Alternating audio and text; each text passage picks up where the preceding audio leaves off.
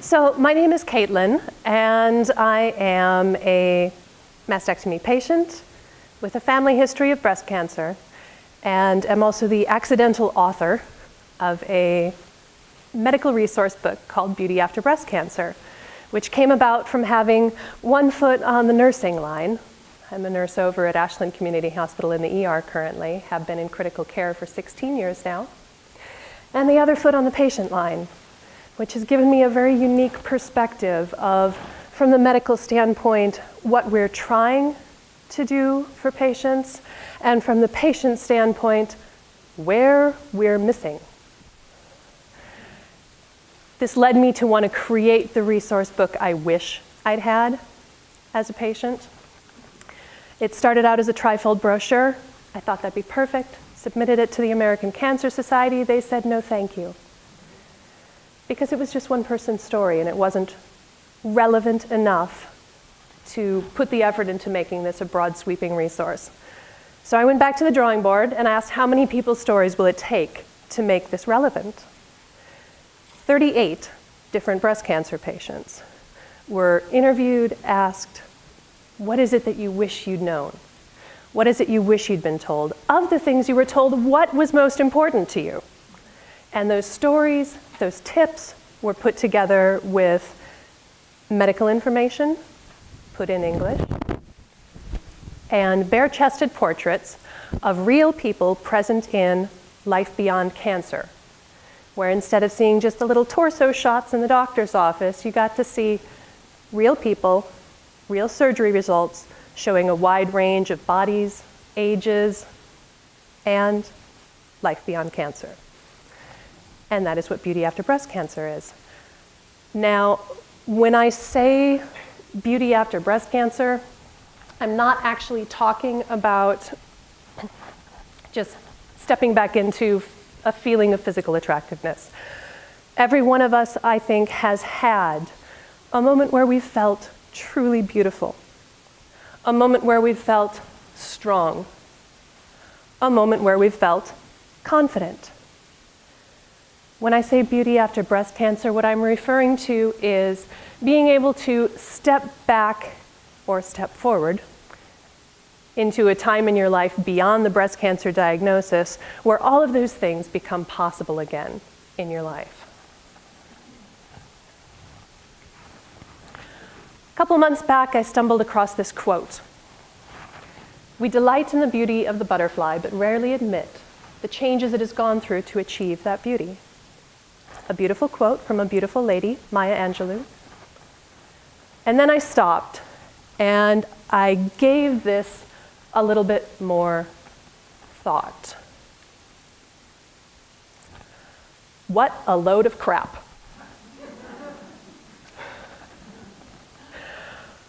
That caterpillar crawls into its cocoon, it cozies up, it takes a nap. A while later, it emerges, and after a brief, awkward, wrinkly phase, spends the rest of its life as a graceful, beautiful butterfly. I am not about to compare the hardships that many of us have gone through to a nap in a cocoon. That seems unjust. So I found a better metaphor. Crystals are formed over an extensive period of time through extreme conditions of heat and cold and pressure from the Earth's surface, and every single one of them fractures to a small extent or a larger extent. Ironically, when they fracture, that's called cleavage.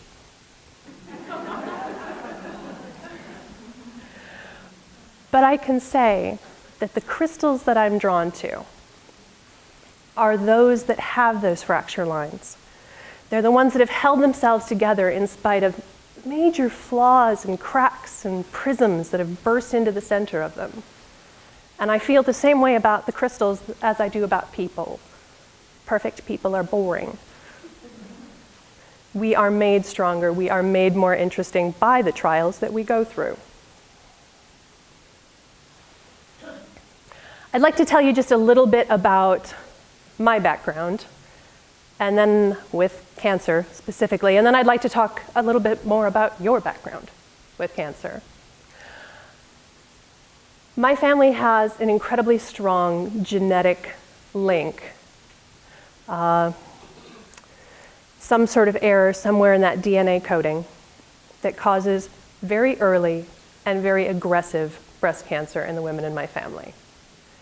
This resulted in my choosing to have a preventative mastectomy at the age of 29. It was a much bigger deal than I thought it was going to be. Probably I'm not the only one who felt that way. But it still was nothing compared to the fear that I had of cancer itself.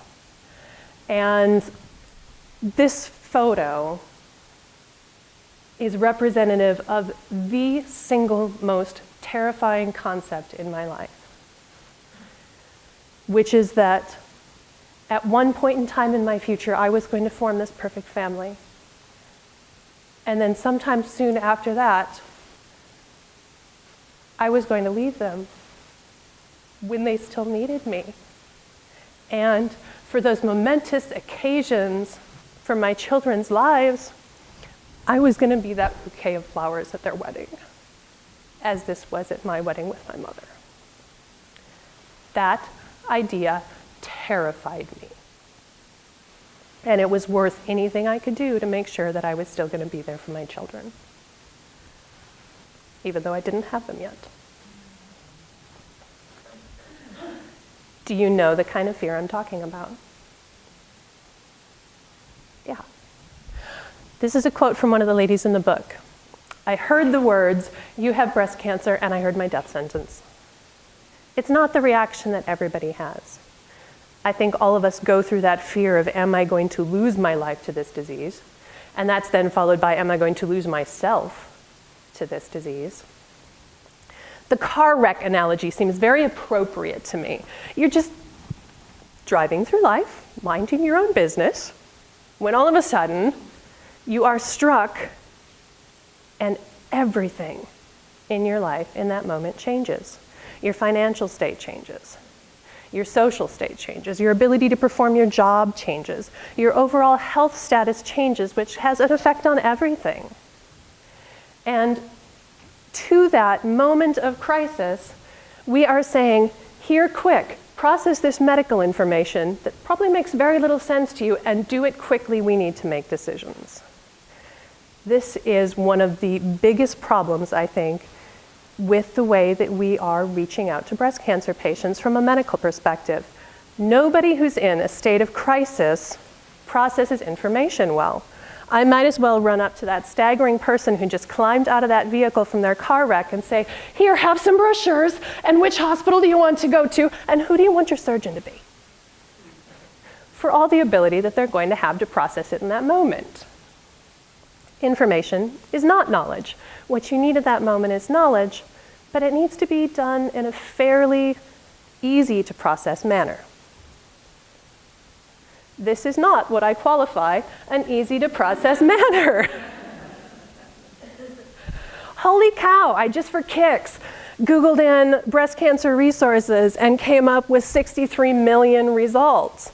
And you know each of those results leads to like 6 different subpages? How do you begin to sort through that kind of information? And God forbid you Google images, because you will see some of the worst results of post-op infections and the most traumatizing surgery pictures you've ever seen. I'm a nurse. I was nauseated. How many people recognize this image? This is the image most of us see when we go into the surgeon's office and talk about the possibility of reconstruction. I'm sorry, what does this image make you think of?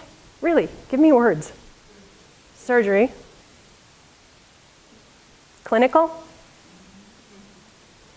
For me, intimidating. Impersonal. Pain. Barbie. What's that? Fake. Yeah, which means that we're taking a scared person and we're scaring them further by taking one single image that can confirm the worst of people's fears. I'm going to become a number. I'm going to lose my personality. I'm going to lose my femininity. What a horrible idea.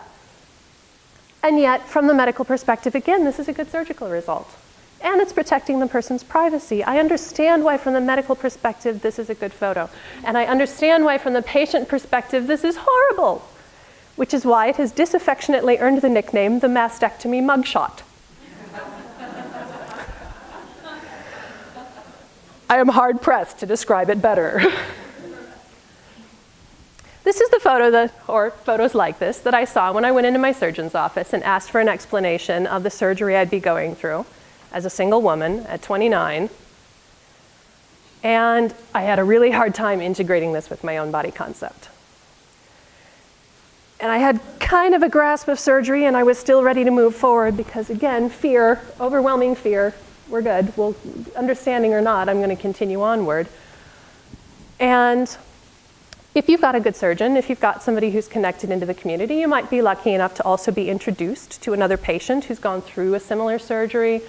I met a gal at a coffee shop, and we had a cup of coffee, and then we went into the bathroom, and we waited for it to be empty before she lifted up her shirt and showed me what my chest might one day look like.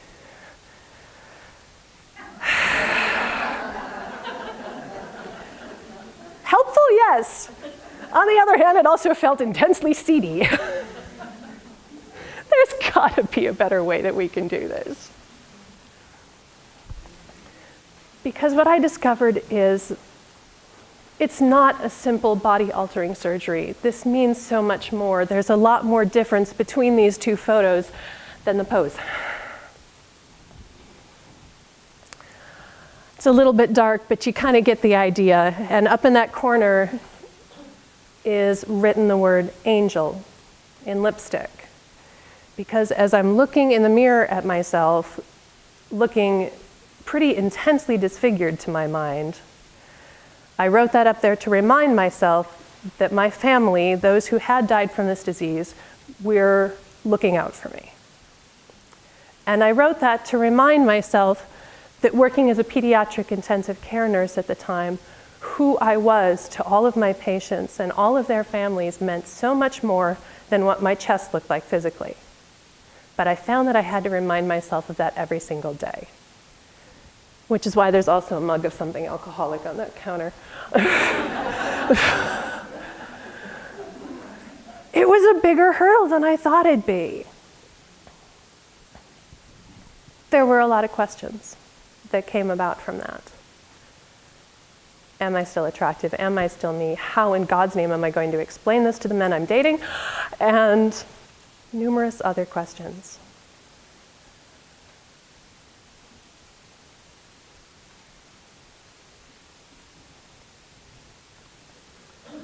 How long was it going to take me to feel like me again? How long was it going to take my body to feel like mine again? Because for 3 years, I called my boobs them. Because they didn't feel like part of me. And because they fold really funky when you do push-ups and stuff like that. It just, this was not the same body. And I've talked to a lot of different people who've said, if I had been told that the first time I looked in the mirror, I'd be vaguely horrified. If I had been told that it would take a year or 3 for me to completely feel like my body was mine again. If I had been told that I would go back to feeling beautiful, it all would have been so much easier. I don't know how clear this is going to be, but it says on the cartoon, the first aid team has the day off, and they're all wearing shirts that say second aid. I feel like we're not quite bridging that gap for people in an effective manner. So what does it take to be bridging that gap in an effective manner, to be giving people the kind of communications that they need? I think it takes simple information, presented thoroughly, but in a way that's comprehensible to someone who's even in a state of crisis. I think it takes photos not just of perfect surgical outcomes, but of a range of surgical outcomes on different people. And please, could those photos be something that gives us hope that we're going to make it through this, instead of despair that we're going to end up that clinical dehumanized number? And how about something that just decreases the sense of isolation that you go through the second you hear that diagnosis and realize that maybe there's only so much of this I feel I can share with my family or that I can share with my friends? All right, so we did the background part. Let's do the forward-looking part. Let's do the how do we get there? The creation of the Beauty After Breast Cancer book was absolutely a labor of love. For 38 women, actually 37 women, one man, to be called out of the blue by a complete stranger, you have to believe in a project to donate your time, donate your money to it. You really have to believe in that project. How much more do you have to believe in a project to bury your scars, bury your insecurities, and take your shirt off for a total stranger? Because they got called out of the blue or emailed out of the blue. Hi, you've never met me, but this is my name, this is what I'm doing, this is what I'd like you to participate in. And with a male photographer and a couple people you've never met, would you mind coming down to the studio? You've really got to believe in something to say yes to that. And so many people did because they felt the same way I felt. A better resource needed to exist. This is Linda. Linda is what I call one of our bookend stories. Linda said, I just don't know if my story is going to be helpful enough to you because I'm a military brat. Don't come to me for a sob story, she says. She was taking care of her sick mother at the time. She had a lot of other things on her plate. She said, I didn't have time for breast cancer. I knew it wasn't going to be the end of me. I did my treatments. That was it.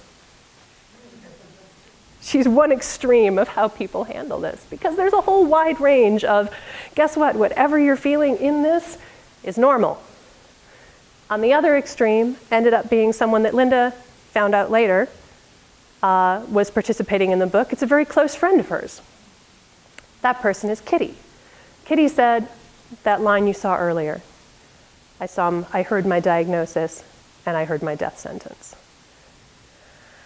And she dipped into such a deep depression that she crawled into bed, came out only for her treatments, and at the end of 9 months needed physical therapy to walk again. We did her photo session on a balance beam at the YMCA. There was a couple people left over in the weight room upstairs that made it really interesting for her. But I love that there are these two bookends. I love that there are these two extremes of story examples that say, guess what? Anything in the middle of this is normal. Go live your life. You may have just received a second chance. This one is the very first photo session we did. For everyone who participated in this project, there was something that they clung to that helped them to find their way back to their identity or find some sense of personal meaning in their experience. And I think that's hugely important. For some people, it was faith. For some people, it was community.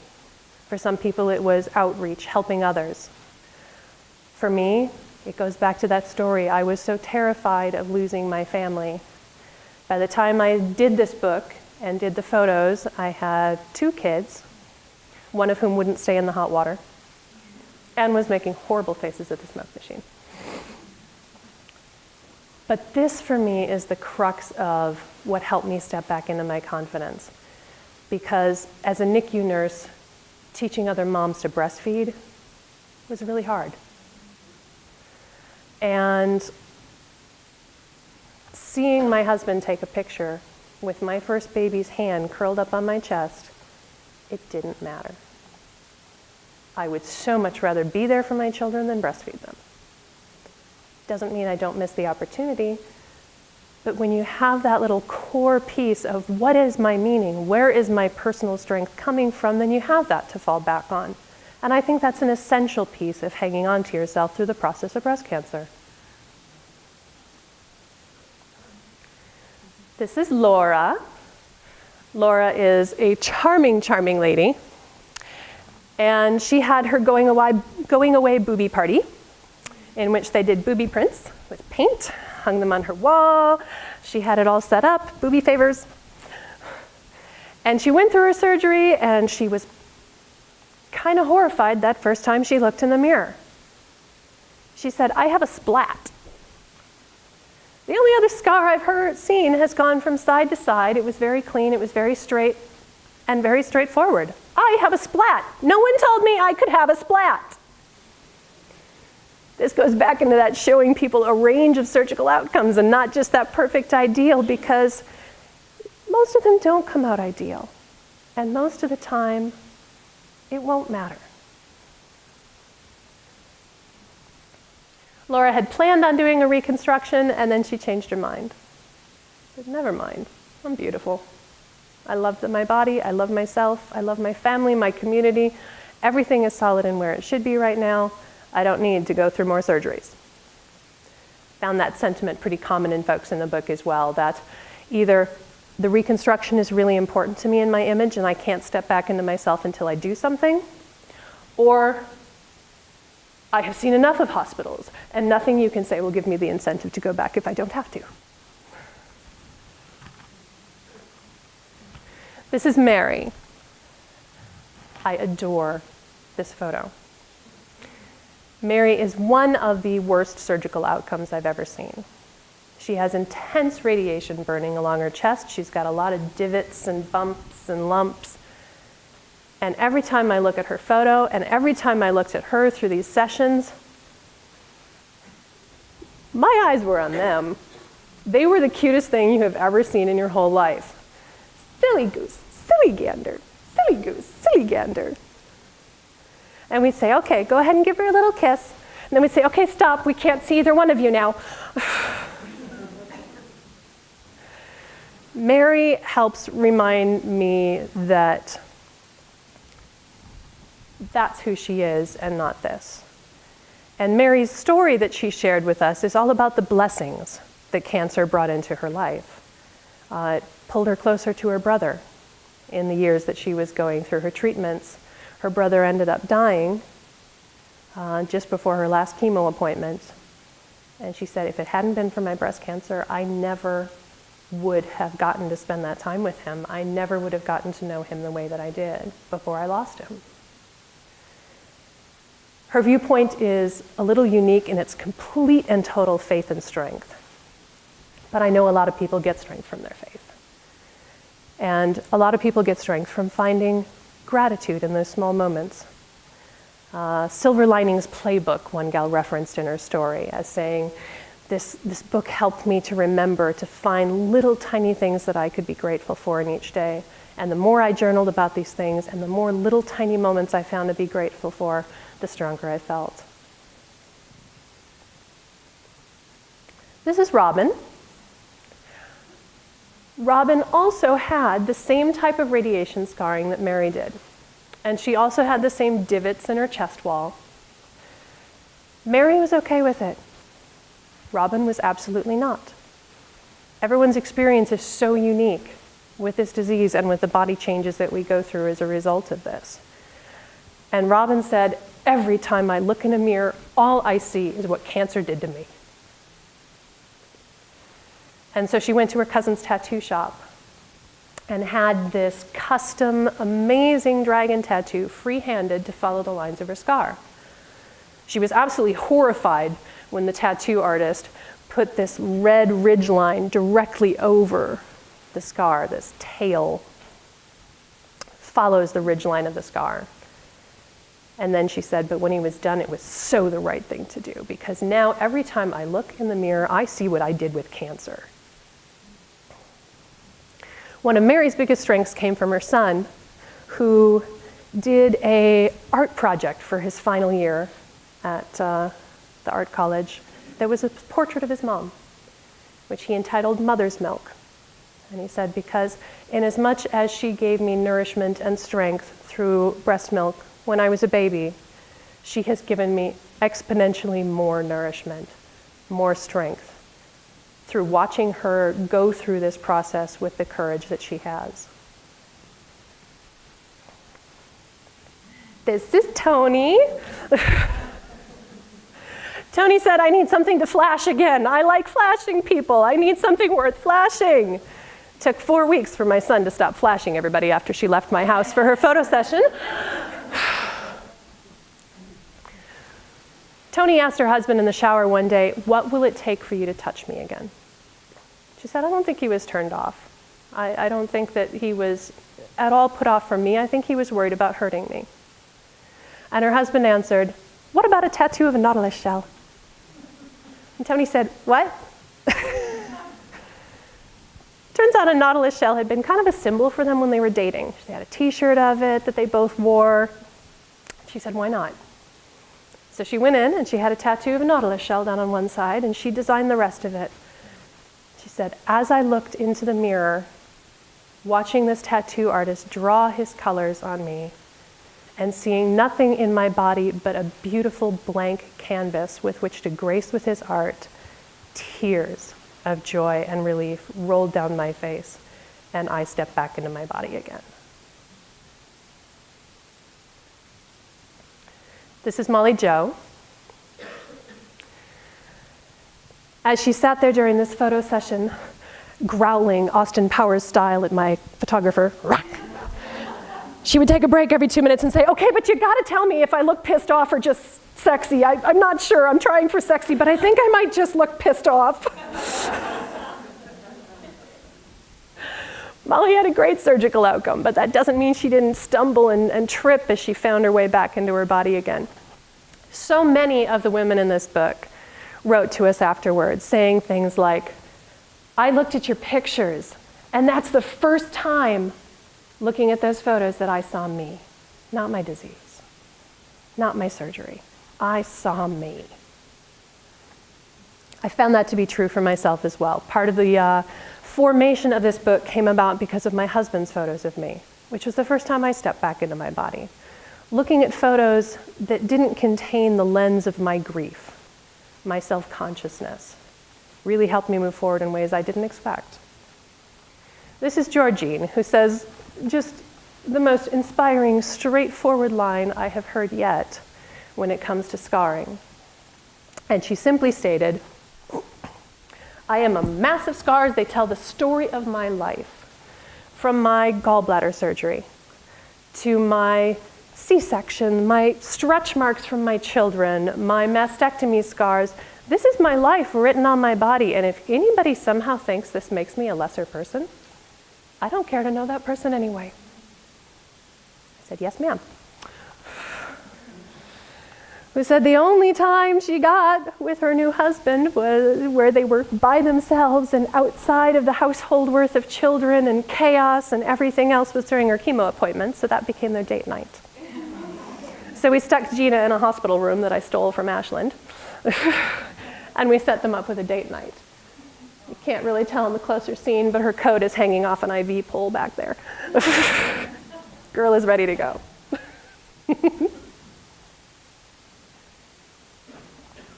This is Allison and her mushing dogs, which I had no idea we had in the valley, mushing teams.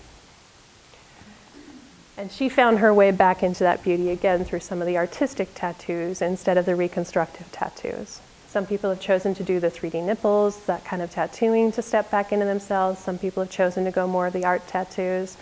Probably about a third of the ladies in this book, after looking through the book, went, ooh, I want tattoos. This is Nicole, who was trying to get pregnant at the time she found out her breast cancer diagnosis. And shortly after finishing all of her treatments, found out she was pregnant. So her mastectomy shot also became a maternity shot. This is Amy. She teaches yoga, a whole bunch of other type of exercise classes. She actually found her lump thinking that she'd overdone it with the weights, and then found out no, bigger problem. She had left a little bit of skin for a skin-sparing mastectomy, then decided, never mind, not important. So she still just wears that extra little piece. This is Kitty of the balance beam photo. She who crawled out of bed and stepped back into her life, and what her words were was, I just wish somebody had told me, little baby steps. I will get back into my life again. I will laugh again. It'll happen, but it may take time. This is Amy's chemo hat collection.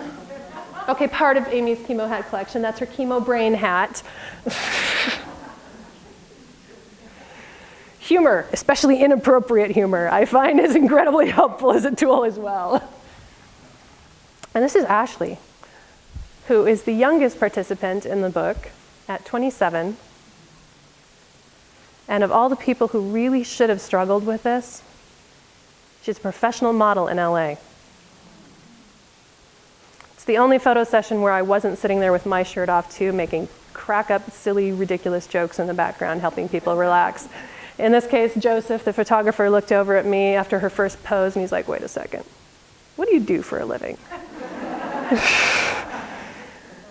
Ashley told him. Joseph looked at me and said, we don't need you, you can leave now. She's actually had a double mastectomy, and part of her nipple was removed. They're going to be using the areola to reconstruct that nipple, and she wasn't quite completely done with her surgeries. But man, it hasn't even fazed her. She dealt with this with such grace. This comes back to that whole crystal analogy. I don't think that we are lessened by our scars. Some of the folks in this book said, my body is my hero. My body is coming back from the war for my life. My body is what won this war for me, has allowed me to stay on in this world, has protected my soul. And these are my battle scars, and I wear them with pride. We are not lessened by our scars. We are made more by them, more complex, more interesting. Those fracture lines send back rainbows.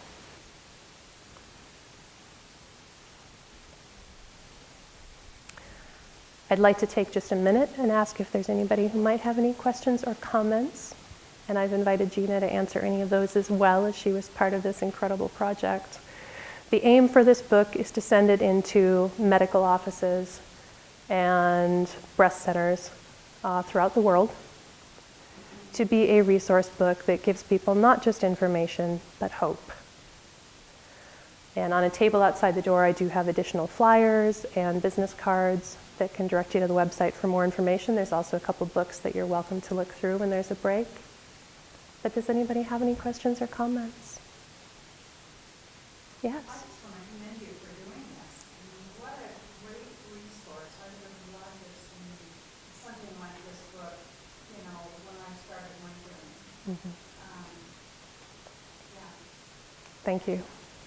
Yeah, this was labor of love by people who felt exactly like you do. And kudos to all of their courage for doing so, but thank you. Yes? How long did it take you to complete the process? This was a 3-year project. I'm so glad I didn't know what I was getting into. I came up with a phrase I kept falling back on as I went through it, which is, take time for the roots of your conviction to sink in before the winds of reality shake your tree. The other thing I can tell you I learned is that chocolate chip cookie dough and whiskey go really well together. We gained full funding on this project and lost it 3 times before we managed to go to print, so. Yes? How did you find all these women? A lot of the women came through nurse navigators or different breast cancer support groups. I've got this cartoon in my office. It started off as a rowboat, and then it got upgraded to a Viking ship because I felt I deserved something cooler. But it's a little stick person with just fishing poles, and there's 100 different fishing lines all around it. And every time somebody said, oh, well, have you talked to, I'd throw out another line. We ended up finding 18 people from the Jackson County area, so 18 of the participants here are local. And then we shot up to Portland, Seattle, down to LA, and then there is one gentleman, Brett, that I shipped my photographer Joseph out to Kansas City to go and photograph, because Brett is another person. As much as possible, we really tried to integrate different people leading to different types of resources. From pet therapies to art therapy to the Casting for Recovery program. We tried working with the next speaker in terms of the horses and the horse therapy. Brett is somebody who also, his story leads to additional resources. He is the founder of the Male Breast Cancer Coalition. which is its own level of importance because it's just as awkward for those guys to walk under the pink umbrella to the women's clinic. So a different level of issues for them. All right. Thank you so much.